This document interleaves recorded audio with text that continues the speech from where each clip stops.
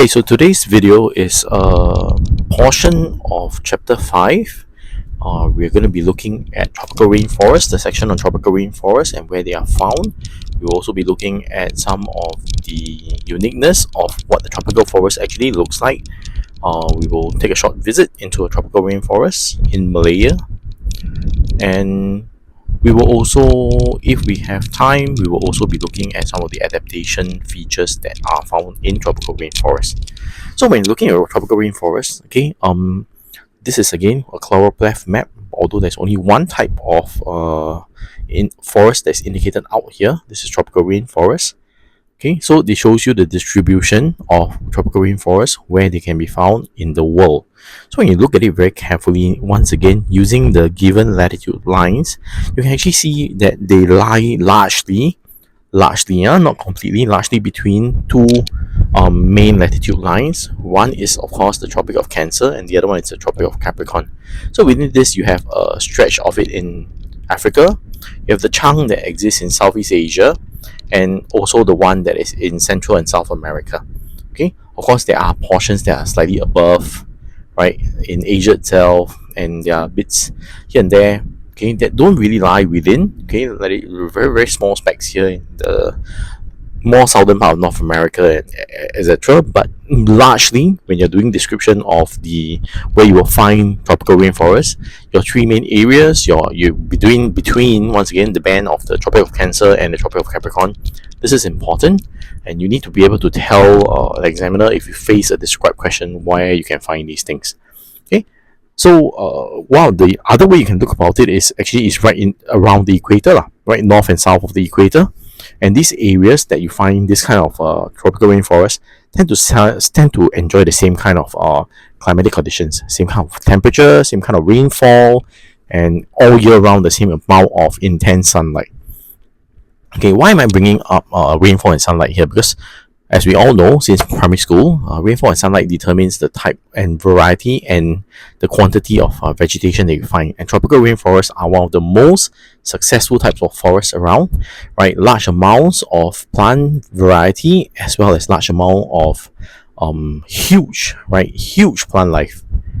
So what are some of these characteristics that we can talk about? Okay, so once again, I want to bring your attention to, when you look at the tropical rainforest, they are green. Okay, they are different shades of green, but they are largely green. Okay, so why do I emphasize the color green? Because unlike other forests in the world, the tropical rainforests tend to be green all year round. Okay, so this idea that they are evergreen must be in your head. Of course, there's green and there's green, right? So there are different shades of green when you look at the tropical rainforest here. So you look at I've segmented this photo into the shorter plants, the taller plants, and then the tallest plants. If you look at the ones in the foreground of the picture, right, where you have the shorter plants, they seem to be more spaced out, and you also in the foreground here, there seems to be some trees that are missing already. So it's a lighter shade of green. As you move further in, the taller ones tend to be even darker green. Okay, the taller trees also have more luxuriant, more broad, okay, leaves as well. But generally, when you're looking at the tall trees in the rainforest, this is common. So what is this idea of evergreen? Once again, now you have to be able to clearly explain evergreen, okay, because that's a key characteristic. So one thing about evergreen is the fact that they do not shed. Okay, they do not shed their leaves at a particular time of the year. Unlike you know, when you look at nursery rhymes, or when you read children's storybooks, they talk about, oh, when autumn comes around, the forest turn a golden shade of yellow. Right, this doesn't happen in tropical rainforests because there is consistent sunlight and rainfall throughout the year. So the plants do not need to shed their leaves suddenly because they want to conserve the energy that they have built in the summer. Right, it's summer all year round, so they can continue to manufacture food and grow continually all year round. So there's actually no need to have a massive season where they shed leaves to conserve energy. Right, there's no winter. So this leads to a situation where any time of the year you see a tropical rainforest is going to be green in color. Will leaves die? Yes. Okay, I think you've all been on this planet long enough. You will have seen dead leaves, right? Right. So the leaves do not all die at the same time. When certain leaves get older, they will naturally fall off in batches. but largely the trees and the plants in the tropical rainforest will stay covered with leaves that are manufacturing food for them. Okay, second thing is about large variety of plant species. Right, in tropical rainforest you do have a lot more species. Okay, not only number of plants, you have more species, different types of plants in a smaller piece of land. Now, how significant can this be? It can be quite significant.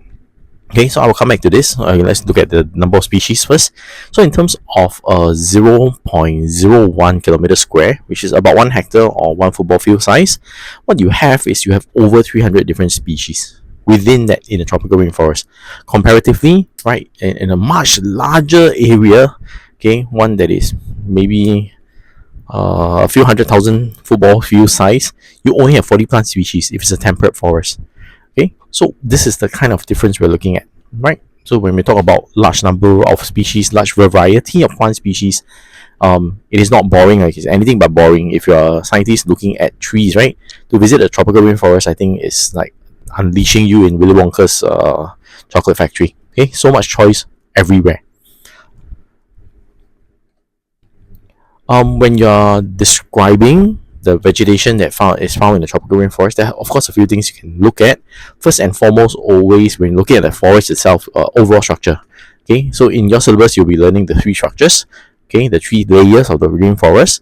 After that, if you look at specifically at the plants itself, there are other things that you can describe. Things like what's the bark like, what are the branches like, okay, what kind of fruits and flowers does it have, what kind of leaves does it have, what kind of root system does it bring along. So this ties us back into our holiday homework, okay, where you were tasked to go and look for your tree, the tree in your neighborhood, and take a photo of a few of the components. So this is how you can identify whether that is a tropical rainforest tree. So what are the other things that we can find inside? You have a lot of different plants, right? What do you actually see? You actually do see different types of food plants as well. Okay, things like the tropical fruits that we very commonly eat, things like bananas, mangoes, even sago, right? These are things that you will find coming from plants in the tropical rainforest.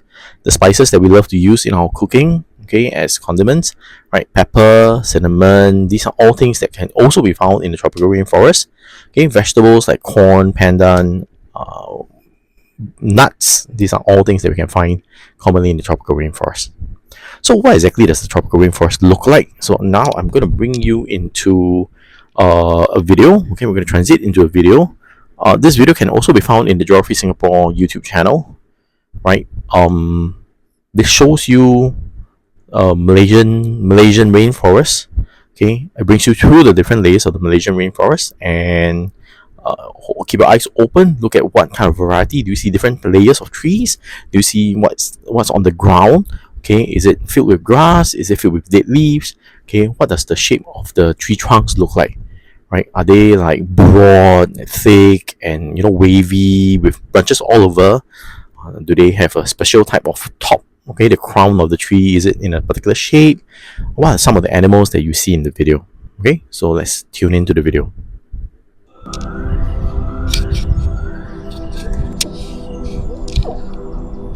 Tropical rainforests are found right around the equator, South American tropics, equatorial Africa, and of course Southeast Asia.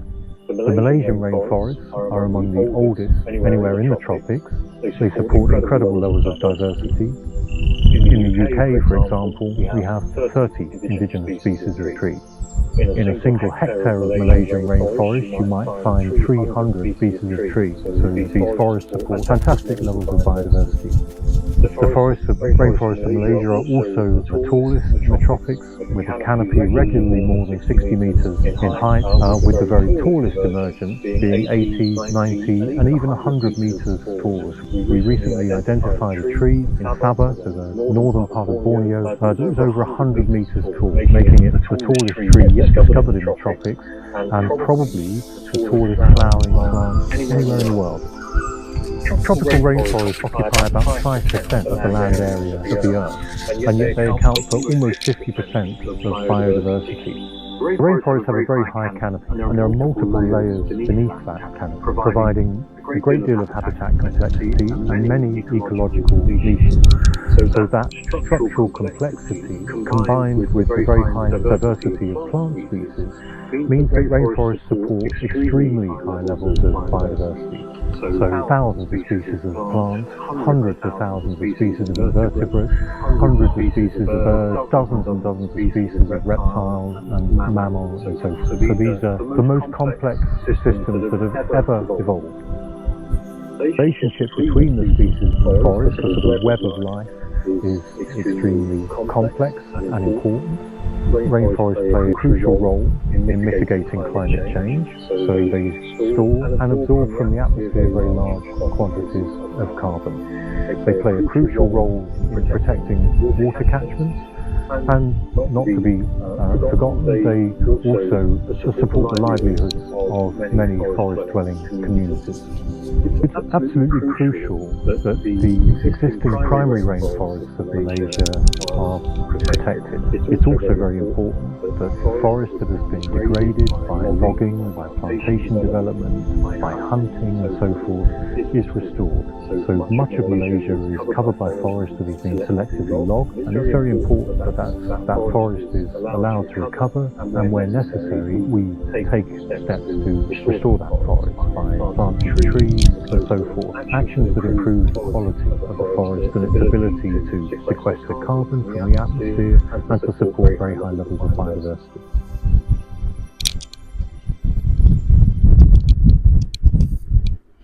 Okay, so that gives you a view or a real life look at what the rainforest actually look like. In your spare time, if you can, it would be good if you could visit one of the forest reserves, nature reserves in Singapore, near the central catchment area, or if you live near the southern part of Singapore, you can try visiting the botanic gardens.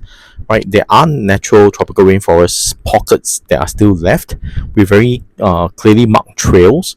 So as you walk through the rainforest in Singapore, you will realize that how tall are we? The emergence actually where we're talking about, how tall is 30 meters when you talk about a tree that's 30 meters tall.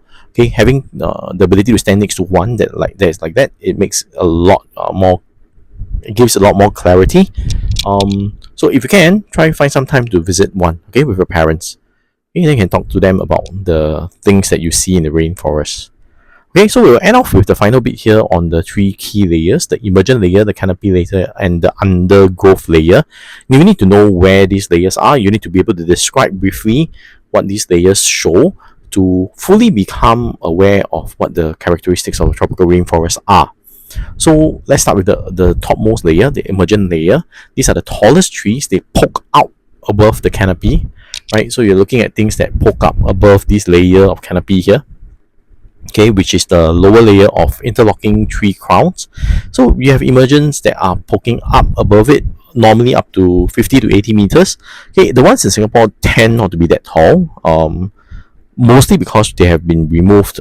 Most of the rainforests in Singapore have been deforested at least once in human history. So we do not have very very old virgin rainforests like you see the ones in the video earlier in Malaysia. So we don't have those that reach above 80 meters. At least I don't recall we have us having one that's like that. But 50 meters is still very impressive. Okay, 50 meters is close to 15 stories of a building. Right, so these trees, one unique thing, they have very very strong, straight, tall trunks, very big, tall tree trunks, and they normally have strong buttress roots. The next layer, lower down, between 20 to 30 meters in height generally, these are your canopy layers. These are the crowns of most of these trees. Okay, I know you guys learned this concept of a crown of a tree in upper primary science, right? So this uniqueness about this crown of the canopy layer is the crown actually join one another. Okay, so they actually interlock with one another and they block out sunlight below, right? So because they try to spread outwards and then they touch one another and they interlock, and therefore they are able to capture sunlight at a much higher level. Okay, so 20 to 30 meters, these layers, the interlocking crown is very very important.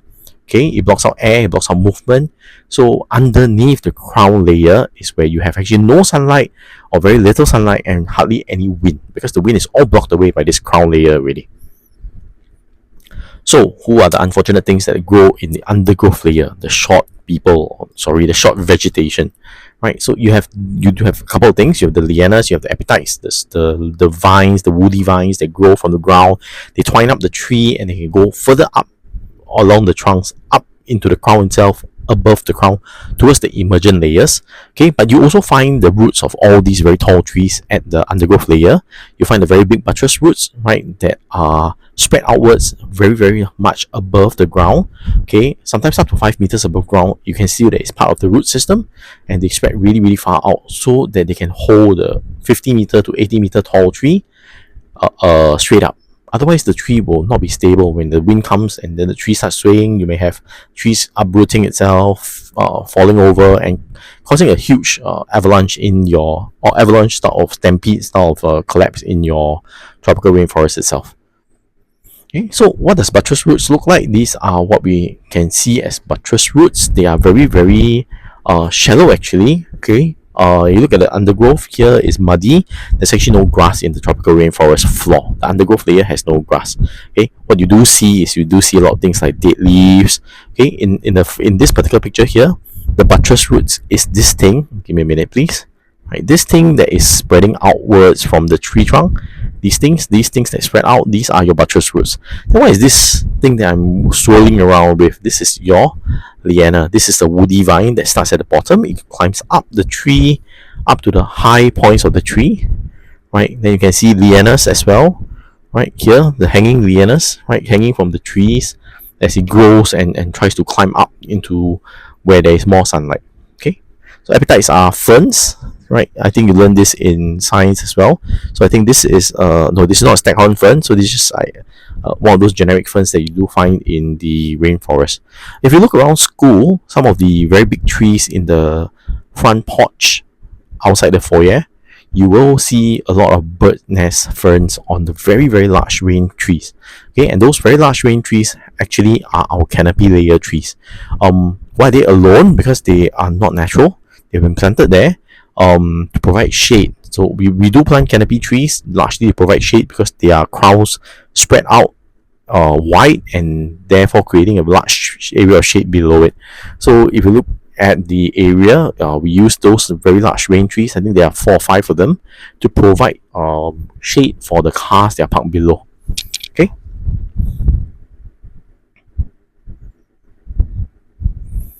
Right. So with that, ends this small portion on layers of the tropical rainforest. Okay, so I hope this helps you understand a little bit more about it, and we can move on to do the practice for this.